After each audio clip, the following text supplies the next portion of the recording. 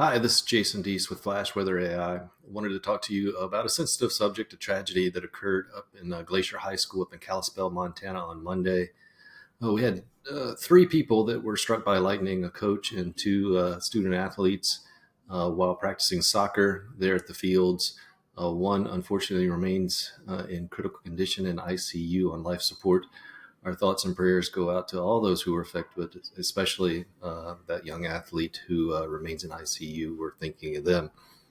This is, very close to my heart. I have four kids, two girls who played softball and youth sports growing up. This is where this all started for me. And we have these 30-minute rules, which I want to talk to you about today and why they're so dangerous. Back in 10, 15 years ago, they were probably okay because we didn't have anything else. But now, when we're relying on these 30-minute rules, wait 30 minutes until the last rumble of thunder, you can have another thunderstorm developing at minute 31. And, that's kind of what happened in this case. By all accounts, the coaches and were looking at the radar and using the 30-minute rule, like what the current regulations say. But that's not enough anymore. We've got tools now that can do something about it, and so that's why I left the National Weather Service and started this, so that tragedies like this would never happen again. We have donated our software to this school and some of the surrounding schools as well. Just hopeful that this never happens again. We're there to support the youth sports that are out there. If we're looking at this case, we ran an archive with our system with Flash Weather AI. The star right here is where the athletic field and school are there at Glacier. And so this is at 5 p.m. The strike reportedly occurred at 5:45 p.m. So this would have been at 5 p.m. You've got lightning in the area just to the north right there. But you can see what the coaches were seeing as you go through time.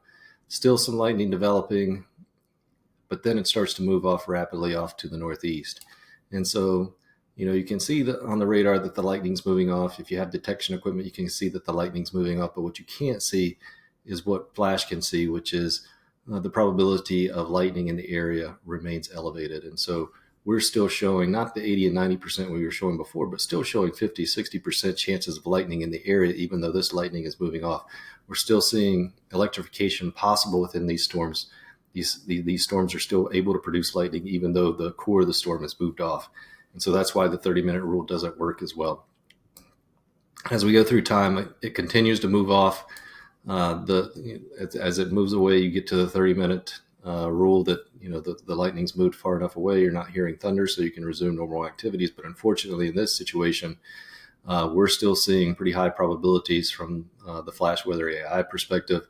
And we would not have given the all clear in this situation just based on these high probabilities. But not many people have this technology around the country yet, as we're just now starting to unveil the power of AI and deep learning and 2-minute updates for all of these. So we hope to get this into as many hands as quickly as possible so that we can prevent this from happening in the future.